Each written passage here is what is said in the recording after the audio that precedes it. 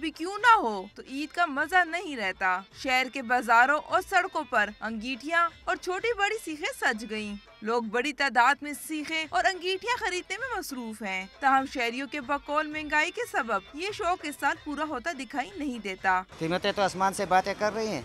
हमने ये चीज़ें ली हैं लेकिन बहुत महंगी है, लेकिन क्या करें, मजबूरी है। उसमें अंगीठियों में पकाएंगे, सीखों में डालेंगे, उसको कोले पे पकाएंगे। इसके बगैर तो गुजारी नहीं होता, मगर महंगाई बहुत ज्यादा है जी। दूसरी जानिब ताजर अपनी जगह महंगाई का रोना रो रहे हैं। इनका कहना है कि इन्हें भी सामान महंगा मिलता है और सिर्फ चंद रुपए की मजदूरी ही इनके हिस्से में आती है। खरीदारी बेहतर है, गाहक है, सौदा बिक रहा है, बेहतरीन चीज़ें आ रही हैं, बेहतरीन चीज़ें बिक रही हैं।